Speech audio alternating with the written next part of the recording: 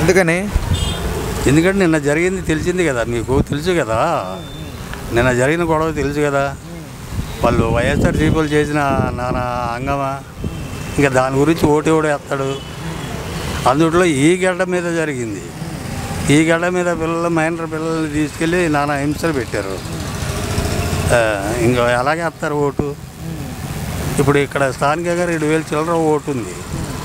ఈ 2,000 మంది కూడా ఇంకా వాడికి ఓటు వేస్తారా? ఎల్లంపల్లిగడికి ఎవడు వేయడు. అసలు లోపలికి ఎంటర్ చూడలేదు వాడికి. సార్ ఎంపీగా ఎవరు వస్తారు? ఎంపీగా కేసీఆర్ చిన్ని వస్తాడు అనే నా నమ్మకం. బోండా ఉమ మాత్రం పక్కా. కేసీఆర్ చిన్ని గారు అంటే ఎందుకని? ఎందుకనంటే అభిమానం అలా ఉంది. మంచి వ్యక్తి లేకపోతే పార్టీని చూసారు? వ్యక్తిగతంగా పార్టీ కాదు, నేను పక్కా కాంగ్రెస్, పక్కా వైఎస్ఆర్సీపీ. ఇవన్నీ ఎందుకు చెప్పాల్సి వచ్చింది? జరిగిన సంఘటన గురించి చెప్పాల్సి వస్తుంది. నేను పక్కా వైఎస్ఆర్సీపీ.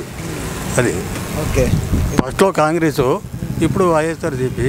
ఇది జరిగిన తర్వాత ఏ వైఎస్ఆర్సీపీ కూడా వాడికి ఓటు వేయడు.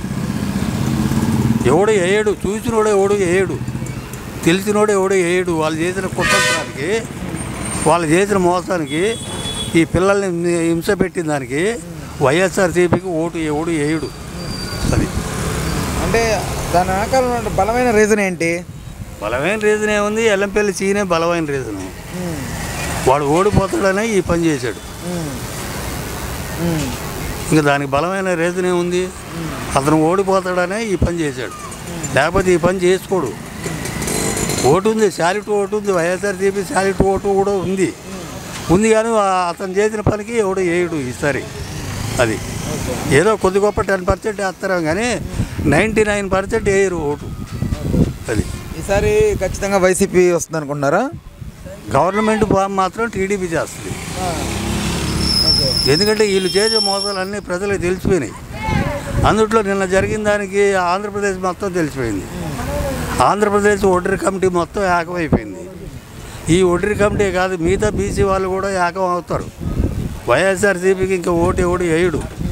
ఎవడో వేస్తే వాళ్ళకి అభిమానం ఉండళ్ళు, వాళ్ళ కులపోళ్ళు వేసుకుంటారేమో, అంతేగాని ఎమ్మెల్యేగా ఎమ్మెల్యే గారండి. మన ముఖ్యమంత్రిగా జగన్ వస్తే బాగుంటుంది. ఓకే. జగన్మోహన్ రెడ్డి గారు వస్తే బాగుంటుంది ముఖ్యమంత్రిగా. ఈ మంగళగిరి, విజయవాడ నాది ఇది.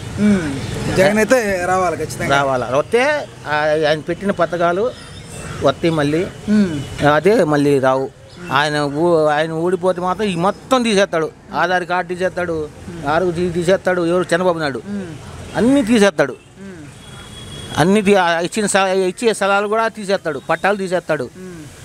మళ్ళీ మొదలుకి ఎందుకు ఆయన పరిపాలన చేస్తున్నాడు కాబట్టి జగన్మోహన్ రెడ్డి రావాలా. మళ్ళీ ఆయన వస్తే అన్నీ మళ్ళీ డెవలప్ అవుతాయి. ఓకే. అన్నీ అందే నీకు సంక్షేమాలు అన్నీ వచ్చినాయి కాబట్టేగా చెప్తుంది. మాకు అందిని కాబట్టేగా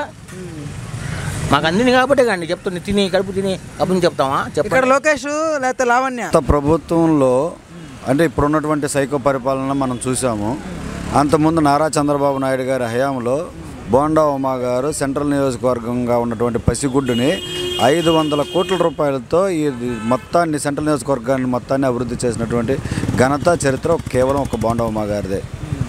సింగనగర్ ప్రాంతంలో ఇక్కడి నుంచి ఇక్కడికి మన సెంటర్లో గాంధీనగర్ రావాలన్నా, బయటికి రావాలన్నా కానీ బడుగు బలహీన వర్గాలు ఎక్కువగా ఉండేటటువంటి ఏరియా, లేబర్ ఎక్కువ ఉండేటటువంటి ఏరియా, పనులు చేసుకునేటువంటి వాళ్ళు ఎక్కువ ఉండే ఏరియా.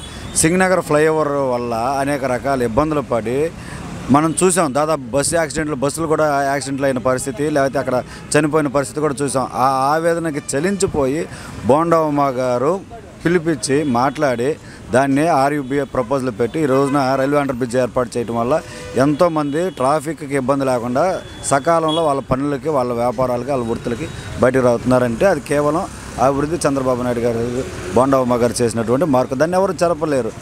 అలాగే సింగనగర్ పరిసర ప్రాంతాల్లో ఎక్సెల్ ప్లాంట్ వల్ల దోమల బారిన పడి దాదాపు అక్కడ ఉన్నటువంటి 75,000 నుంచి 1,00,000 మంది జనాలు అనేక రకాల టైఫాయిడ్ జ్వరాలతో కానీ మిగతా జ్వరాలతో కానీ ఇబ్బంది పడుతూ ఉంటే సాక్షాత్తు నారా చంద్రబాబు నాయుడు గారు ముఖ్యమంత్రిని ఆ రోజు ఆ చెత్తలో నడిపించి ప్రజలకు ఆ సమస్యని వివరించినటువంటి వ్యక్తి.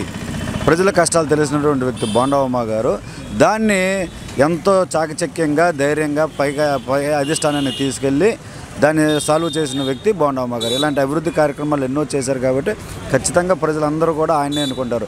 మీరు చూసినట్లయితే 150 సీట్లు వచ్చి అంత వేవ్ ఉన్నా కానీ కేవలం ఇక్కడ 25 ఓట్లతో మాత్రమే ఇచ్చేశారు. అంత ప్రజాదరణ ఉంది బోండా ఉమా గారికి. బోండా ఉమా గారిని సెంట్రల్ నియోజకవర్గ ప్రజలు మొత్తం కూడా కన్న బిడ్డలాగా